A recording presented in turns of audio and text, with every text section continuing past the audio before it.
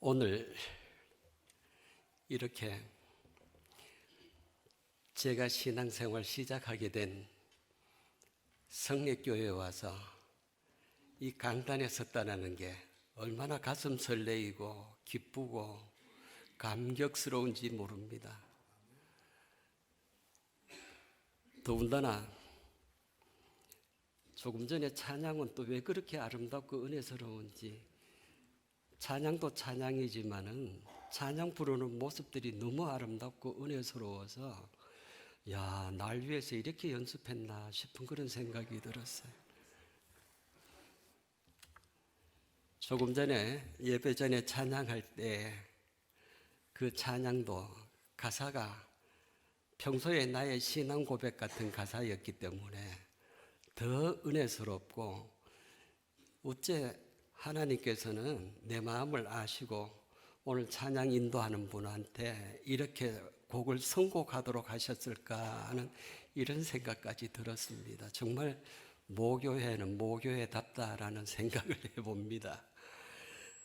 우리 이 성례교회는 정말 저의 신앙의 그 기초와 기둥을 만들어 주었고 지금의 목사로 만들어 주었습니다. 그래 오늘 오기 전에 우리 분기 성례교회 홈페이지를 이렇게 보면서 연역하고, 그리고 재직 구성원 그 사진을 이렇게 보면서 우리 원로 장로님, 은퇴 장로님, 현재 시무 장로님, 권사님들 이래 이름과 얼굴을 보니까 옛날에 처음 이 교회에 나와서 신앙생활 할 때에 그때 생각이 막 떠오르면서 그때 같이 했던 이런 뭐라고 표현할 수 없을 정도로 마음이 기뻤습니다. 사실 여기 계신 분들 가운데에 이제 70 전후 되시는 분들 그 이상으로는 이제 저를 좀 아시겠고 그 밑으로는 잘 모르실 텐데, 저는 1960년대 후반쯤 우리 정효진 장로의 전도로 예수를 믿어서 그것이 씨앗이 되어 저는 오형제, 우리 형제가 오남매인데 그것이 씨앗이 되어서 저는 이제 하나만 제외하고 저는 목사가 되었고, 제 밑에 남동생은 장로가 되었고, 또 여동생 둘이는 하나는 목사 사모가 되었고 권사가 되었습니다. 그래 그 한 사람이 뿌린 전도의 씨앗이 지금 이렇게 맺혀졌는데, 저는 우리 성례교회 장성덕 목사님한테 세례를 받았습니다.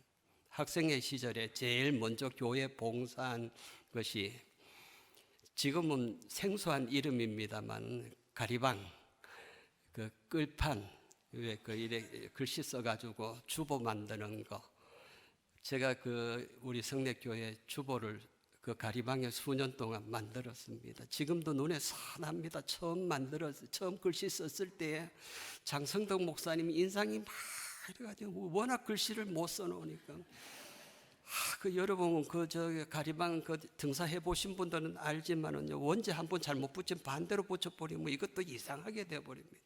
그래 주보가 시커멓게 나왔으니 이 장 목사님이 얼굴은 막 일그러지고 그랬지만은 그때 주변에 있던 장로님 집사님들이 괜찮다 해서 오랫동안 주보를 만들고, 여러분 가리방 끌고 보신 분들은 아시지만 제일 힘든 게 악보입니다. 그때 이제 성가대 그 악보는 전부 이 가리방으로 이거 해가지고 했는데, 그거 잘못하면요 그 콩나물 대가리 다 날아가면 뭐 시커멓게 나오고 막 그렇게 됩니다. 이제 그 봉사를 시작으로 저는 교회 다니면서 제일 부러웠던 분이 교회 종치고 청소하시는 관리 집사님이 그렇게 부러워서 나중에 나는 관리 집사님이 돼가지고 교회 종 한번 쳐봐야지. 그래서 그때는 뭐 토요일 날 학교 다닐 때인데 학교만 마치면 교회 와가지고 청소하고 또 같이 막 탁구 치고 그렇게 교회 봉사를 하고, 주일학교 시절에 지금도 좀 아쉬운 것이 요 교회 앞에 옛날에는 큰 느티나무가 있었는데 그 아래에서 주일학교 학생들 모아놓고 동화 막 들려주고 막 그러면서 재밌게 이제 교사 활동도 하고, 옛날에는 화장실이 푸세식이었잖아요. 그 변 많이 폈습니다. 변도 푸고 교회 페인트 칠도 이래 하면서, 그때 제가 왜 이런 얘기를 하느냐면은 그때에 이제 그 같이 이렇게 하셨던 장로님, 집사님들이 너무 따뜻하게 이렇게 대해 주셔서 지금도 저는 목회를 하면서 교회 봉사는 우리 내 모교회는 성력교회 장로님, 집사님처럼 봉사를 해야 된다라는 그런 생각을 많이 가지고, 지금도 저는 그런 얘기를 해요. 이 교회 떠난 지는 오래됐지만은 장로님이 되려면은 풍기 성례교회 장로님 같은 분들이 되셔야 된다. 저에게는 어렸을 때 그 장로님들 기억이 너무 좋게 남아 있는 거예요. 그때에 이제 어떻게 봉사하면은 기쁘게 봉사할 수 있는지, 이제 돌아가신 정동식 장로님이라든지 황태섭 장로님으로부터 정말 많이 배워서 그것이 지금의 목회에 얼마나 큰 도움이 되는지 모릅니다. 아, 교회 봉사하는 사람들은 이렇게 대해야 이렇게 기쁘게 하는구나 하는 것을 그때 제가 우리 그 장로님들과 집사님들을 통해서 제가 배워가지고 목회에 많은 도움이 되고 있습니다. 학생 때부터 새벽기도 다녔는데 저는 남한에 살았거든요. 그런데 오늘 또 옛날 생각하면서 큰 길로 안 오고 남한 동네로 이래 왔는데, 오늘 오니까 왜 그렇게 거리가 짧은데 새벽기도 다닐 때 너무 멀었어요. 그때는 또 통행 금지 있는 시간이라 저는 시계도 없고 저게 교회 오다가 방범대원들한테 붙잡히고 그러면은 이제 교회 간다고 그러면 이제 봐주고 그러면서 이제 기도 생활을 시작했는데, 지금 저 뒤에 계시는 우리 이봉균 목사님, 옛날 우리 교회 앞에 그 사진관 하실 때 그때부터 참 기도에 대해서 굉장히 강조를 하시고 저를 데리고 기도해야 된다고 말씀하시면서 기도원을 데리고 갔는데, 그때 청천다락원 기도원을 갔었습니다. 저는 그때에 성경에 나오는 성령의 은사들을 많이 체험했는데, 그때에 하나님의 임재, 하나님의 살아계심과 그리고 천국에 대한 확신, 그때의 은혜 체험한 것이 지금도 저의 신앙을 확고하게 붙잡아주고 있습니다. 봉사하는 것 여기에서 훈련받았고 기도 훈련받았고, 그리고 교회에서 서울 CCC 그때 한창 70년도에 7cc 바람 불 때에 전도 훈련 보내주셔가지고 거기에서 전도 훈련을 받았습니다. 그때에 훈련 받을 때에 참 은혜 받았던 찬양이 뭐냐면 주 예수보다 더 귀한 것은 없네, 이거 하고 두려워 말라, 이거 어린 양들아. 그때의 찬양이 지금 찬송가에 들어가 있습니다. 그래서 여기에서 전도를 받고 봉사 훈련 받고 그리고 기도 훈련 받고 전도 훈련 받고, 그러다가 이제 잠시 서울에 올라가서 직장 생활하다가 저 군회를 갔다가 제대하면서 제대 인사, 나 제대했습니다 하고 제대 인사하러 목사님한테 들렸는데, 목사님이 다짜고짜 저보고 신학교 가라는 거예요. 그래서 저는 신학교 가기 싫어서 1979년도 고난주간에 가출을 했습니다. 그래 부활절을 길거리에서 보내고 이 정도쯤 하고 오면은 목사님 가기 싫으면 그만둬라 할 줄 알고 집에 왔더니 조석규 목사님이 찾아오셔가지고, 나는 그때 굉장히 충격받았어요. 목사님한테 야단 처음 맞아봤거든요. 아, 이 사람 속 썩이는 사람이네 그러면서 야단을 치시는 거예요. 그래서 저는 야단 맞고 신학교 가가지고 지금 목사 됐습니다. 그 고난주간도 길거리에서 보내고. 원래 제가 신학교를 제가 두려워했던 거는 제가 굉장히 내성적이었어요. 누가 얘기를 하면은 고개를 잘 못 들고 그래가지고 첫 목회지에서 첫 설교 하는데 이제 지금 얼굴 보고 하지만 그때는 막 주눅이더라고. 원고 읽어 나가는데 아니 누가 교인이 아멘을 하는 거예요. 아멘 소리에 놀라가지고 원고를 잊어먹어가지고 어디까지 했는지를 모르고 그런 성격의 이제 신학교를 시작했습니다. 뭐 아시는 분들은 여기 계십니다만 이 교회에서 날 보고 선생님 하던 사람하고 결혼을 해가지고 지금 45년째 이제 목회를 하고 있습니다.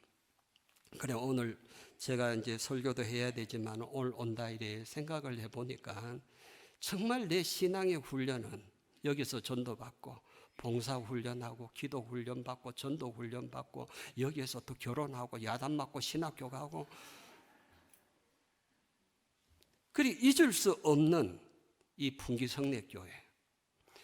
지금 45년째 목회하고 있지만은요. 목회 기간 중에 또 제일 힘들었던 것도 이 성례교회 때문에 힘들었어요. 왜냐하면은 지금 저 정구동 교회 그 교회 제가 첫 목회지면서 교회 건축한 데거든요. 아직 헌당식도 안 했는데 조석규 목사님 지금 문안교회 교역자 때문에 지금 어려움이 있는데 저보고 가래요. 그래가지고 또 영양 문안교회 갔잖아요. 왜? 성례교회에서 개척했다고 가라 그러는데 또 어떻게 저가 안 갑니까? 그 동네는요 처음에 미신이 되게 심했습니다. 정월 보름날 동고사를 지내는데 새벽 기도 시간에 차인벨 울렸다고 동고사 부정 탔다고 동네 사람들이 다시 제사를 다시 지내고 제사 지냈던 사람들이 모여가지고 이 동네에서 이전도사 쫓아내야 된다고 사람들이 몰려왔어요. 그래 누가 하나가 막 달려와가지고 전사님 그때 전사였거든. 전사님 지금 동네 사람들이 지금 전사님 쫓아낸다고 저래 몰려오고 있어요. 빨리 피하세요. 전도사 체면에 피할 수는 없고 있으려니 겁은 나고 그래가지고는 막 조마조마하게 이제 집에서 기다리는데 사람들이 안 오는 거예요. 그 왜 안 오나 하고 나중에 요래 봤더니 그 교회 사택 밑에 집에 고까지 와서 신기하게 자기들끼리 싸움이 벌어졌어. 그래 이제 거기서 한 집만 더 오면은 사택인데 그 한 집 직전에서 자기들끼리 싸움을 해가지고 싸우다가 자기들끼리 가버렸어. 그래 참 그때 안 피하기를 다행이다. 피했더라면 얼마나 창피스럽겠어요. 하나님은 다 준비해 놓고 죽고 직전까지 그런 핍박을 받으면서 그때 제가 서울 장신을 다녔는데 제가 학교 가 있는 동안은 집사람이 아기를 데리고 첫 아기를 데리고 교회를 지켰어요. 개척교회인데 교인들이 목회자 대접 어떻게 하는지 하나도 몰라요. 굽는지 뭐 어떻게 하는지 몰라. 그때 우리 집사람이 영양실조에 걸려서 귀에 막 고름이 나오고 소리도 못 듣는 상태에서 둘째 애가 태어났는데 제가 태어난 그 애를 보는 첫 순간 이 애가 과연 살까? 이것이 우리 집사람의 마음의 상처로 지금까지 남아가지고 아들 지금 건강한데 자나깨나 아들 걱정, 건강 걱정. 엄마의 상처가 이렇게 오랫동안 가는구나 하는 그런 생각을 해보았습니다. 이처럼 성례교회는 저의 신앙과 가정과 목회 가운데서도 목회 훈련을 받을 수 있도록 해주는 큰 영향을 준 곳이 바로 이 성례교회입니다. 제가 영양문암교회 때문에 힘들어가지고 조석규 목사님한테 너무 힘들다고 얘기를 했어요. 그래 나는 위로해 줄 줄 알았어. 그 목사님 웃으면서 아이고 지금 연습해놔. 나중에 이거 한번 연습하고 나면 나중에 쉬워 이러는 거예요. 그때는 뭐 날 이렇게 고생스럽게 해놓고 힘들다고 하니까 위로는 안 해주고 뭐 도로 웃으시고 그런. 근데 나중에 보니까 그때 훈련받았던 게 목회 그 현장에서 얼마나 도움이 되는지 몰라.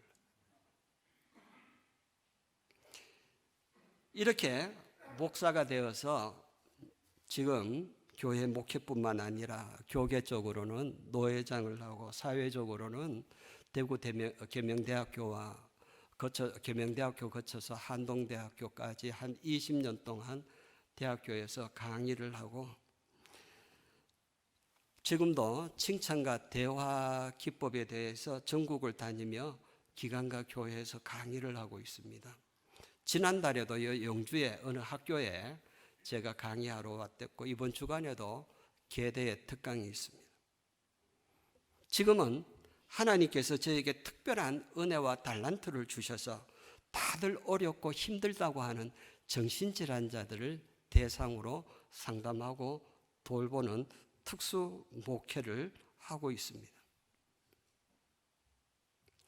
오늘 이렇게 고향이기도 하고 신앙의 고향인 어머니 품과 같은 모교의 성례교회에 와서 여러분들을 뵈니 너무 반갑고 감사하고 또 이렇게 불러주셔서 얼마나 고마운지 정말 감사합니다. 이렇게 신앙생활을 하면서 살아온 삶을 뒤돌아보면은 이런 생각이 들 때가 있어요. 그때 이렇게 했더라면 어땠을까 하는 생각들이 많이 드는데 그 중에 한 가지가 물처럼 살았더라면 이런 생각을 해봅니다. 젊은 부부가 어렵게 새 집을 장만해서 새 가구를 준비해서 이사를 합니다. 기분 좋게 이사를 하다가 그 행복감은 오래가지 못하고 금방 깨져버렸어요. 왜? 부부 사이에 가구를 어디에 놓느냐 하고 싸움을 했어요. 그래서 제가 그 이야기를 듣고 그 부부한테 똑같이 딱 한 단어 문자를 보냈습니다. 아디아포라. 이 아디아포라의 뜻은 신약 성경에 나오는 개념으로 하나님께서 명하시지 않은 영역으로 죄가 되지 않고 다른 사람들에게 피해를 주지 않는다면 허용하고 양보하라는 그런 의미입니다. 가정이나 교회에서 하나님이 말씀하지 않은 너무나 사소하고 작은 것 가지고 다투고 교회에서도 복음과 신앙과 전도와는 아무 상관없는 사소한 일로 신경전을 벌이고 갈등하는 경우들이 있습니다. 제가 전에 어느 교회 목회할 때 교회 인구 식사할 때마다 신경전을 벌여. 왜? 식사 준비를 위해서 장 보러 가야 되는데 재래시장 쪽으로 가자는 연세 많은 재래시장 파와 마트로 가자는 중년층의 파와 백화점으로 가야 된다는 젊은 백화점파가 3파가 싸우는 거예요. 백화점으로 가자고 하면 어른들이 젊은 것들이 돈 아낄 줄 모른다 또 이런다. 그러면 또 젊은 사람들은 그 재래시장에 가가지고 저게 사가지고 와서 다듬고 하는 그 시간과 수고를 백화점에 갔다 오면 돈은 좀 더더라도 나중에 보면 오히려 백화점 물건이 더 낫습니다. 그러니까 또 중간에 젊은 사람들은 아이고 가까운 마트에 가자. 그래 이미 재래시장 그 대구에 있을 텐데 이 번개시장하고요 옆에 마트하고요 그 백화점하고 세파가 싸우는 거예요. 어느 교회에서 교회 건축 잘 해놓고 이 교회 바닥에 카페트 갖고 싸웠어. 왜? 예수님 보혈을 상징하는 붉은색을 깔아야 된다는 파하고 교회는 푸른 초장이다 그래가지고 녹색을 깔아야 된다는 파하고 이게 푸른 초장하고 이거 예수님 보혈파가 싸워가지고 카페트 갖고 난리가 났는 거예요. 성경에서는 장보러 어디로 가야 되고 교회 바닥은 무슨 색깔로 깔라고 하는 말씀 없습니다. 그렇다면 화목과 화평을 위해 하나님의 영광을 위해 덕을 세우기 위해 사랑하라는 말씀에 순종하기 위해 상대방의 뜻을 따라주고 모임이나 회의할 때 웬만하면 많은 사람들이 원하는 대로 따라가 주는 게 아디아포라입니다. 우리가 성경 말씀, 믿음, 신앙에는 목숨 걸어야지만은 성경에서 말씀하지 않는 부분에 대해서는 우리는 허용하고 양보해야 됩니다. 이 성경에서 아디아포라를 가장 잘 실천한 사람이 바로 사도 바울입니다. 그 강직한 사람. 그 말씀과 믿음에 대해서는 목숨 거는 순교의 정신으로 그 사역하는 선교하는 사도 바울이 아디아포라를 가장 잘 또 실천했습니다. 로마서 14장에 보면은 모든 것을 먹을 수 있다라는, 이 고기도 먹을 수 있다는 파하고, 채식을 했고, 성경에서는 고기 먹으면 안 된다라고 이것을 생각하고 채식을 원하는 채식주의자가 서로 상대방을 비난하면서 판단했습니다. 고기 먹으면 안 된다, 먹어도 된다. 이거 옛날에 우리 교회도 있는 일이 있었어요. 이것을 본 사도 바울은 이거 다 신앙생활 잘하려고 하는 것이기 때문에 자기 생각만이 옳다고 주장하지 말고 상대방 비판하지 말고 상대방 존중해라. 그래서 모든 것을 먹을 수 있다고 말하는 그 사람들에게 뭐라고 사도 바울이 말을 하느냐 하면은 채식주의자 앞에서는 고기도 먹지 말고 포도주도 마시지 마라. 상대방을 존중하고 배려하고 화평과 덕을 세우라고 이렇게 말을 하고 있습니다. 이것이 바로 아디아포라입니다. 사도 바울은 고린도전서 10장 23절 24절에 보면은 우상 제물에 대한 내용이 나옵니다. 그래서 시장에서 파는 거는 다 먹을 수 있지만은 근데 어떤 사람이 이거 제사에 사용했다라고 말하면은 먹지 마라. 얼마든지 파는 거 그거 다 먹을 수 있지만은 신앙 양심상 얼마든지 먹을 수 있지만은 그러나 그렇게 말하는 사람들 앞에서 말라고 먹냐, 먹지 마라. 내가 얼마든지 말할 수 있고 얼마든지 행동할 수 있고 얼마든지 주장할 수 있고 얼마든지 권리를 찾을 수 있고 내가 할 자유도 있고 그렇다고 잘못하는 것도 아니고 죄 짓는 일도 아니지만은 얼마든지 내가 이건 할 수 있고 말할 수 있고 나는 행동할 수 있고 나는 해도 괜찮다라고 할 수 있는 것이지만은 화평과 덕을 세우기 위해서 전도의 문을 열기 위해서 하나님의 영광을 위해서 참고 양보하고 희생해라. 상대방의 유익, 남의 유익을 구하라. 이렇게 사도 바울이 말합니다. 이것이 바로 아디아포라입니다. 사도 바울뿐만 아니라 예수님도 마찬가지입니다. 마태복음 17장 24절에 보면은 이제 성전세 바치는 것 때문에 이제 그 이야기가 나옵니다. 그래서 예수님은 이 성전 주인이니까 하나님이시니까 성전세를 안 내도 됩니다.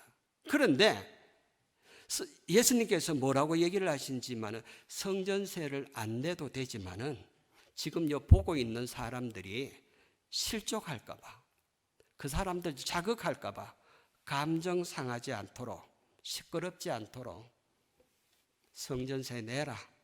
가서 낚시해가지고 고기 잡히거든. 그 입 벌려봐라. 그 동전 나온다. 그것으로 바쳐라. 예수님은 안 바쳐도 되는 분이지만은 바치라고 말씀합니다. 이것이 우리 신약 성경 개념 중에 하나인 아디아포라입니다. 그래, 이렇게 아디아포라를 실천하면은 사람이 이래도 좋고 저래도 좋고 뭐 자기 주관도 없고 줏대도 없고 이런 사람 보고 또 뭐라고 얘기하느냐. 아이고 저 사람은 물에 물 탄 사람 같아 또 이럽니다. 오늘 이 자리에 헌신을 다짐하며 예배드리는 우리 성도님들이요, 화목과 화평을 위해 덕을 세우기 위해 사랑을 이루기 위해 하나님의 영광을 위해서라면은 물 같은 사람 되시기 바랍니다.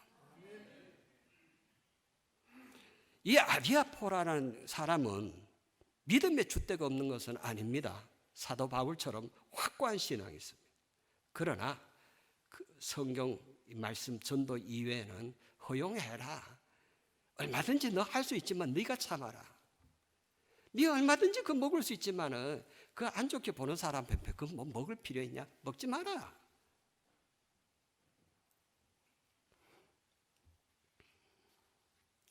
아무쪼록 물처럼 사시기 바랍니다. 어떤 사람은 또 이런다. 아이고 그렇게 하면 돈이 더 드는데 돈 아낀단다. 저는 이럽니다. 돈 아끼다 불화하고 다툼보다 차라리 화목을 이루기 위해서 돈 좀 더 들였다, 그 생각을 해라. 가끔가다 집사람이 제 마음에 안 드는 거 사와가지고 자기는 잘 맞다고 입으라고 그래요. 어떤 때는 우리 집사람이 내가 보니까 백화점에 가니까 딱 당신한테 딱 맞고 잘 어울리는 것 같아. 그래서 사왔어. 돈 없는데도 사왔어. 또 이런다. 근데 나는 내가 생각할 때 내 스타일 아니야. 그래, 그거 입어야 돼요? 안 입어야 돼요?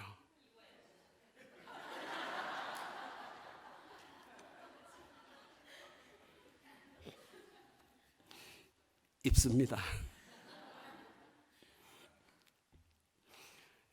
그런데 이제 집사람이 볼 때는 좋지만은 나는 싫으니까 잘 안 입거든요. 또 이러면 또 이런다. 사줘도 안 입는다. 또 이런다. 그래도 참습니다.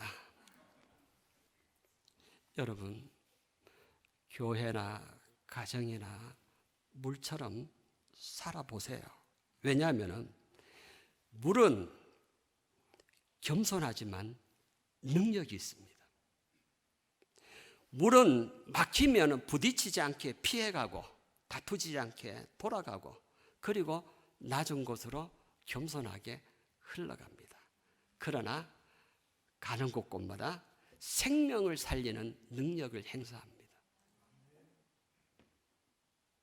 물은 놀라운 융통성과 상황 대처 능력이 있습니다. 때로는 물로 생명을 유지시켜주고 때로는 얼음으로 부패를 방지하고 때로는 수증기가 되어서 터빈을 도와 새로운 힘을 만들어내고 그리고 또 수증기가 되어서 하늘로 올라가 구름이 되어서 또 필요한데 물로 내려옵니다. 놀라운 융통성, 대처 능력이 있습니다. 사실 물보다 무서운 사람은 없습니다. 그러면서도 물이 되고 얼음 되고 수증기도 되지만 물이라는 정체성은 안 바뀝니다. 자기 본질은 안 바뀝니다. 그리고 이 물은 어떤 모양의 그릇에 담깁니다. 이 둥근 그릇에 담기면 둥근 대로 들어가고 네모난 데를 부으면 네모 모양대로 들어가고 그러면서 물은 또 흐르면서 썩은 것을 정화시키는 능력이 있습니다. 이렇게 여러분 물이라 그러지만 실제로는 물이 강합니다. 물은 창조의 힘도 있습니다.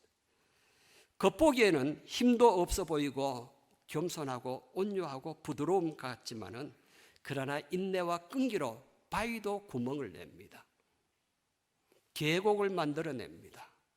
광야에 흘려서 푸른 초장을 만들어갑니다. 그러면서도 사라지거나 죽지도 않아.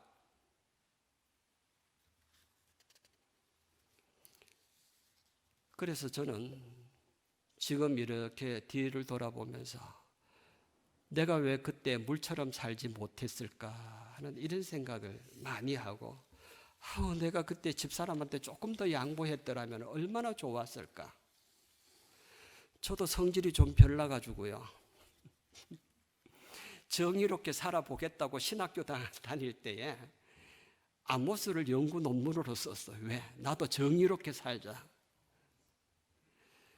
제가 영주제일교회 전도사로 있고 거기서 목사 안수 받았거든요. 정의롭게 장로님 마음에 안 드는 장로님 집까지 찾아가서 따주고 그랬어. 나는 그때는 굉장히 정의의 사도인 줄 알았어. 알고 봤더니 남들이 손가락질하는 돈키호테였어요.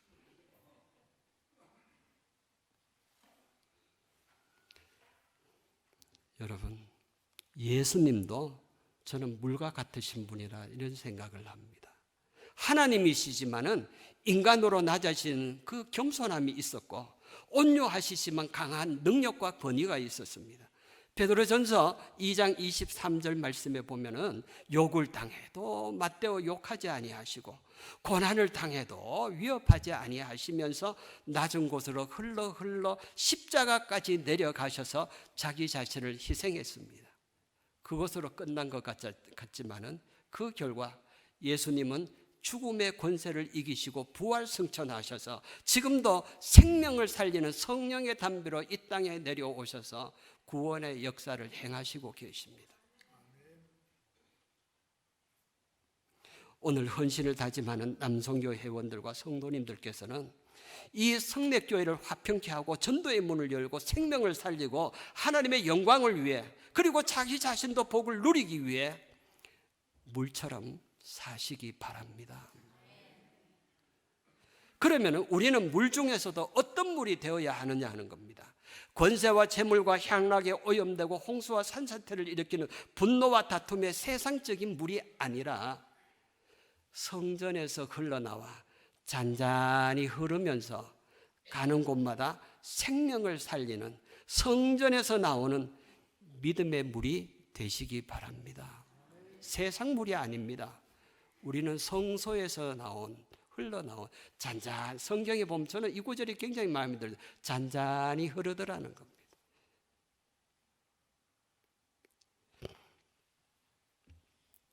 이 물이 흘러서 에스겔서, 오늘 성경 본문 에스겔서 47장 이제 1절에서 12절 말씀을 쭉 보면은 성전에서 흘러나온 물이, 이 물이 흐르면서 죽은 바다를 살립니다. 강물이 되어서 이르는 곳마다 온갖 생물을 번성케 하고 강 좌우에 온갖 나무 잎들이 시들지 않게 하고 달마다 열매를 맺게 하고, 그리고 그 나무의 잎은 약재료가 되어서 사람을 살리고 고치는 이런 역할을 하도록 물이 큰 일을 하더라는 겁니다. 우리는 거룩한 성소, 이 거룩한 하나님의 성례교회를 통하여 나온 성도이기 때문에 성소에서 흘러나온 물, 믿음의 물들입니다. 오늘 헌신 예배를 드리는 성례교회 남성교회 회원들과 성도님들께서는 이 풍기 성례교회에서 흘러나온 믿음의 물이 되어서 가는 곳곳마다 죽은 영혼 살리는 전도의 생명수가 되시기를 바랍니다. 그리고 교회를 화평케 하여서 에덴 동산 같이 만드시는 믿음의 물, 성소의 물 되시기를 바랍니다. 그 나뭇잎은 약재료가 되더라 하는 이 말씀처럼 여러분이 흐르는 이 성례교회는 약재료, 사람을 고치고 살리는 치유의 역사를 일으키는 이런 성소의 물이 되시고, 우리 성례교회는 치유의 역사가 일어나는 교회가 되기를 원합니다. 그리하여 우리는 이 물의 역할을 잘 감당하면은 믿음의 물이 되어질 때에 이 풍기 성례교회를 통해서 에스겔서 오늘 본문 47장 12절 말씀에 나오는 내용입니다. 열매가 맺되 달마다 열매가 풍성하게 맺는데 믿음의 물이 될 때에 바로 이곳에서 여러분들이 믿음의 물로 흘러갈 때에, 바로 믿음의 물처럼 흐를 때에 하나님은 풍성한 열매, 끊이지 않는 열매를 맺도록 또한 복을 주시는 겁니다. 그 복을 누리시기 바랍니다. 그리고 이 성례교회만 나오면은 아픈 자들이 고침받는 치유의 역사가 일어나기를 원합니다. 예수님의 사역은 크게 세 가지로 나눕니다. 성경에 보면, 이 복음서에 보면 이 단어가 거의 같이 나옵니다. 가르치고 전하고 고치셨더라. 오늘날 교회가 이 제자 훈련해가지고 가르치고 전도하는 데는 열심히지만은 치유의 사역에는 좀 소홀하지 않나, 저는 그런 생각을 해요. 왜? 옛날에 아픈 분들이 교회 많이 나온 이제 병원이 그 역할을 하고 있지만 실제로 제가 지금 정신질환자들을 상대하고 있는데 갈수록 정신질환자는 늘어납니다. 그러면은 이분들을 어디서 고쳐야 되느냐? 세상에는 그 병을 만들지만은 저는 오늘 이 시대에 사람의 마음의 병, 정신의 병은 바로 교회에서밖에 고칠 수 없다고 저는 생각합니다. 그 역사를 이루는 성례교회가 되기를 원합니다. 그리하여서 여러분들 성소에서 흘러나오는 풍기 성례교회에서 흘러나오는 성소의 물이 되셔서 우리 교회 표처럼 믿음의 행진을 하여 큰 역사 이루는 그런 풍기 성례교회가 되기를 간절히 축원합니다. 기도하겠습니다.